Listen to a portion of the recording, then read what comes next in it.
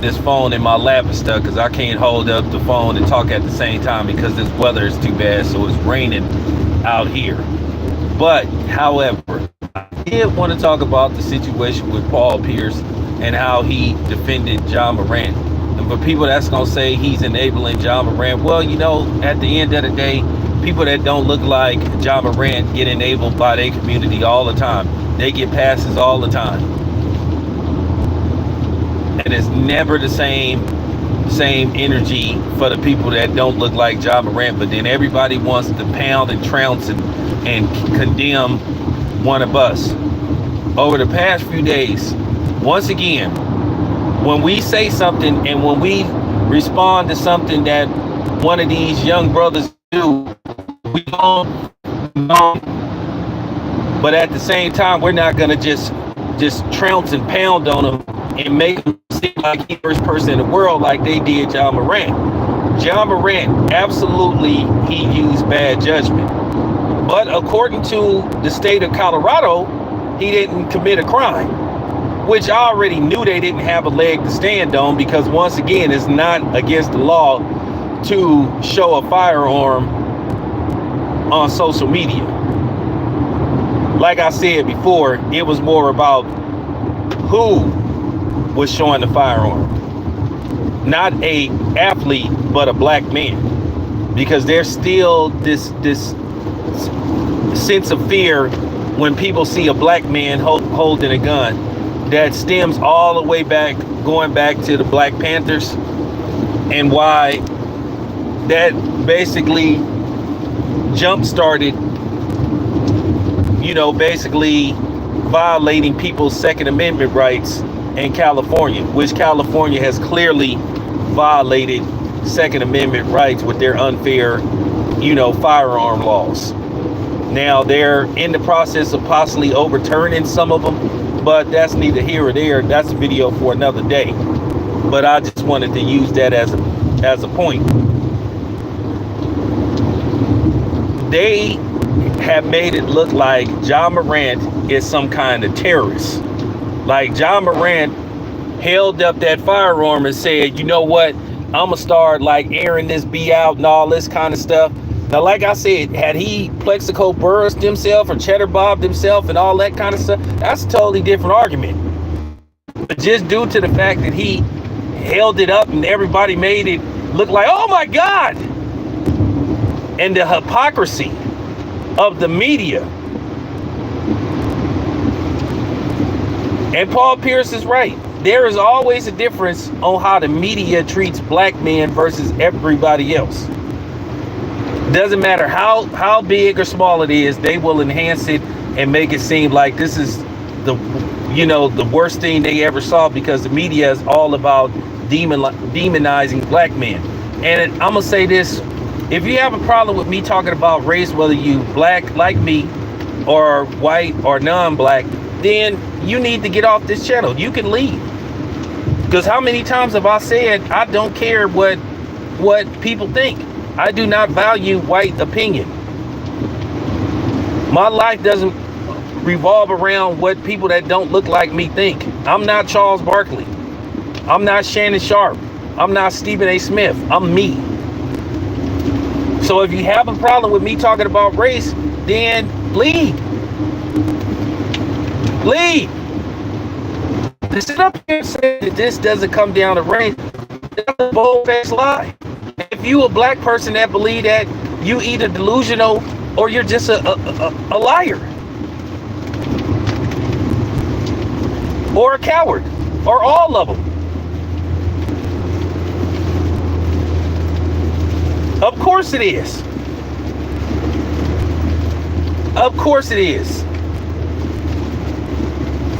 See, the problem is people don't like guys like me calling this hypocrisy out. And see, Paul Pierce was absolutely right what he said. When you are young, black, and got a lot of money, you are a target. You're not just a target and outside your community, you are a target within your community. Because you got people that want to be part of something. They want to latch on to you. And then sometimes you invite people into your circle and they don't mean you nothing but harm. or misfortune or bad luck, because they secretly want to destroy you. Because they don't want you to prosper. And that's something I can admit within our own community. There is this green tree of envy, this green oak of envy that a lot of times black people have towards other black people, especially when they're succeeding, on the verge of succeeding. So yes, when Paul Pierce say that you young black and you a target, it doesn't mean that you just a target by people outside of your community. It's within your community. Everybody wants a piece. Everybody want to be part of something. Everybody want to align you. Now there's some people that will align themselves with you because they do want you to do better and they want you to succeed. But the problem is, it's trying to weed and figure these people out.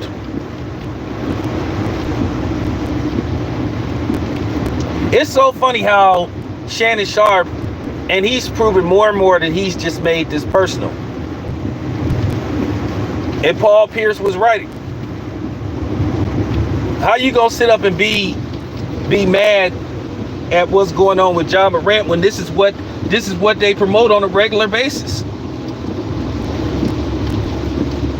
This is what they promote. This is what they sell to you. This is what they've been selling to the black community. You know, i.e. our music. How we perceived on the big screen and television. This is what they promote. On TV, film, music. This kind of behavior. And Paul Pierce was right. And Shannon Sharpe's take about John Wick and pertaining to guns, that was just the dumbest take. Like I say, once again, Shannon Sharpe over critiques and is way off base. And the whole thing which is so funny about the whole Ja Morant thing, they want to sit up there talk about behavior in the music industry, but then the person that does their opening theme song is Lil Wayne, a guy that has openly talked about drug use, promiscuous sex with multiple women, gang banging, and anything you could think of, but they constantly have him on the show. But then they want to holler about his art. Here's the thing. Rappers look up to athletes. Athletes look up to rappers. And the funny thing is, in most cases, the athlete is gonna have more money than the rapper. But for some reason, these dudes idolize these rappers. And like I said, it goes much deeper than just what happened with Ja Morant. It's an image thing, and it's what they put out and what they target towards us, what they promote towards us. This is what they promote towards us. This kind of stuff.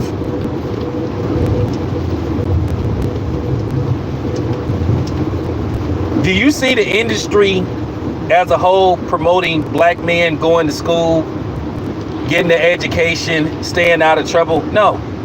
Who do they invite to these functions to perform at the All-Star game? They'll invite the 21 Savages of the world, those kind of dudes. 21 Savage, Migos, anybody that promote talking about, well, what you would call negativity, stuff that's not productive. Remember, they said guys like Heavy D and MC Hammer, they was corny for just rapping and not talking about how they want to do harm to people in their own community. Funny thing was, MC Hammer was more gangster than 75% of the rappers that pretend to be gangster. That's the funny part. That's the irony of the whole thing. I'm not gonna keep piling on Ja Morant. The man said he was sorry. He said he was gonna fix himself. But when you see people having these panels, having these 10-minute segments talking about him holding up a weapon, Once again, you are allowed to own a firearm if you are over the age of 21. There is no law against showing a firearm. Doesn't matter whether it's 3 o'clock in the morning. Doesn't matter whether he was intoxicated. Long as he didn't fire that weapon. Long as nobody didn't get hurt. And like I said before, all the Colorado Police Department did, it was just basically a pile on. They knew they couldn't do nothing to Ja Morant. What is there to investigate?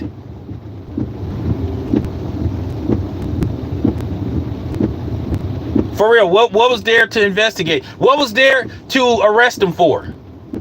See, what it come down to is now the media, mainstream media, don't have nothing to run with. And then Paul Pierce basically exposed them. And now they mad at Paul Pierce for telling the truth.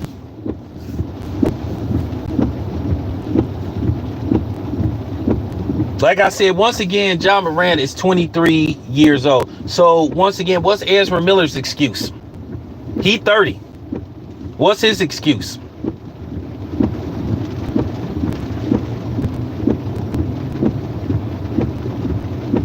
What's his excuse for all the heinous acts he's committed?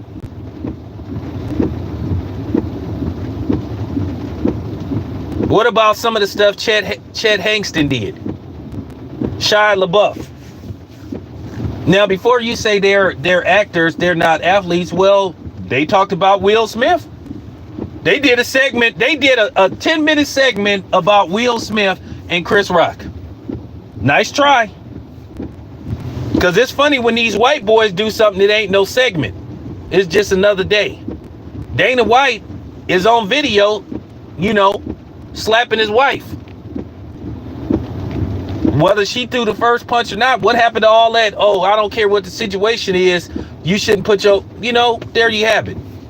But once again, Ray Rice was ostracized out the NFL.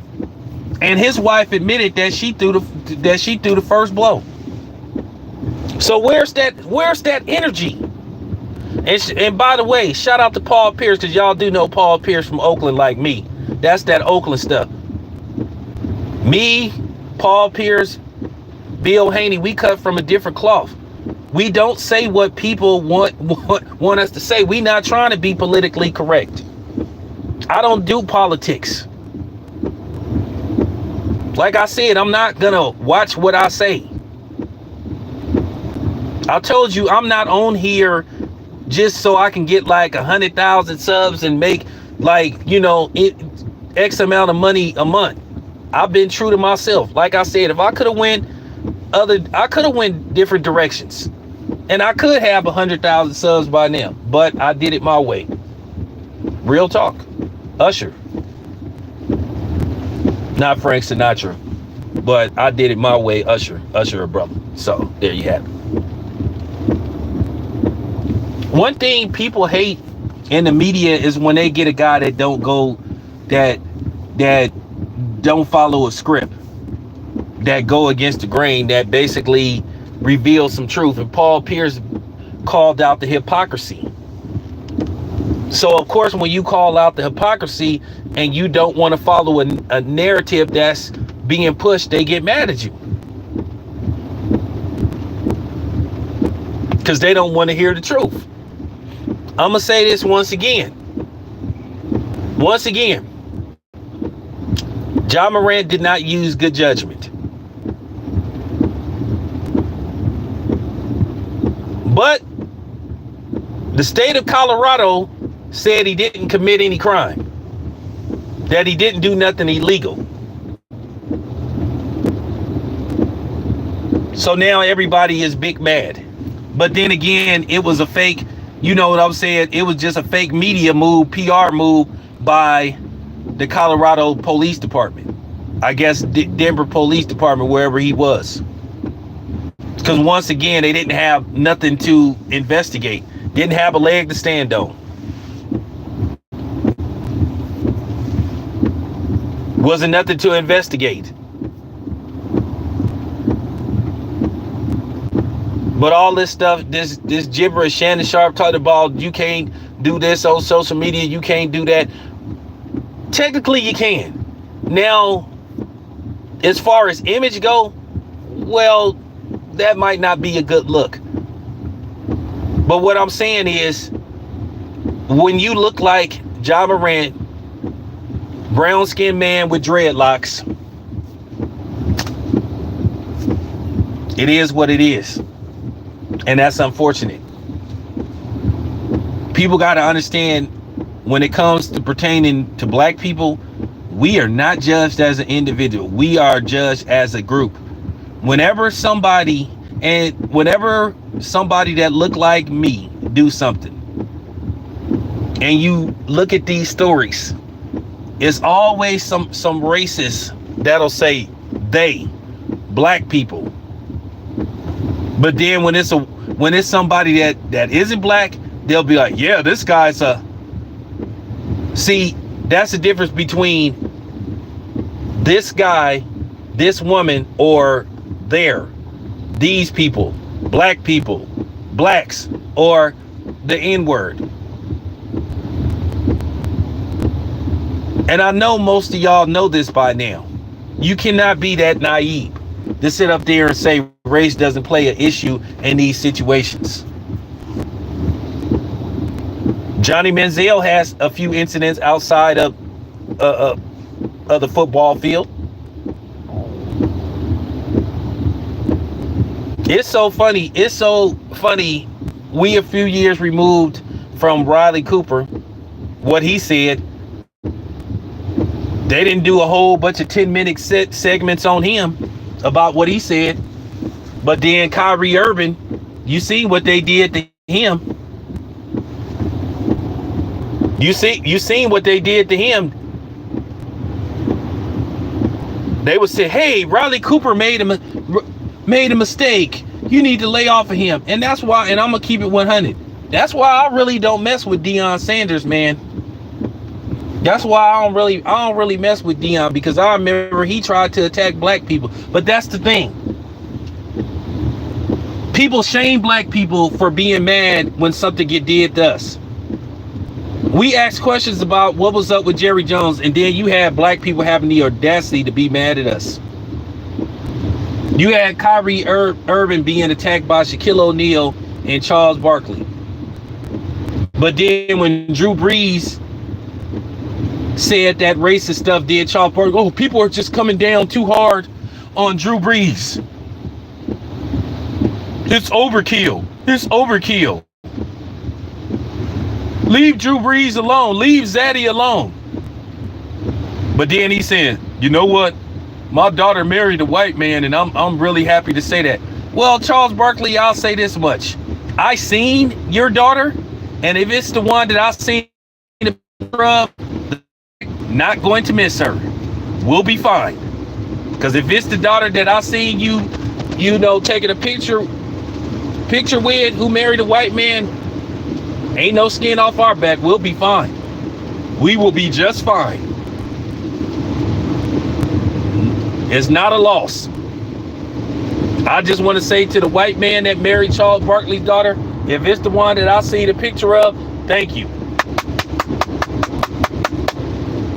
Thank you. Thank you. Real talk. And you can send this part to Charles Barkley too.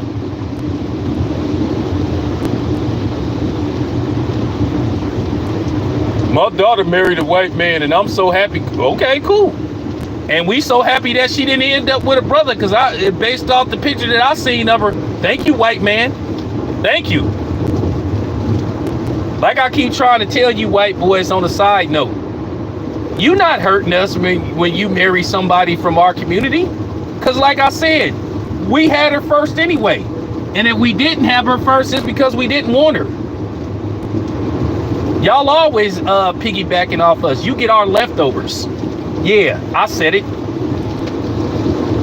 So I just wanted to use that as a side note. You non-blacks and you white boys, you not hurting us when you say, I have a black woman. Ha ha ha. I got a taste of the chocolate. We've been tasting it. We tasted first. You know what I'm saying?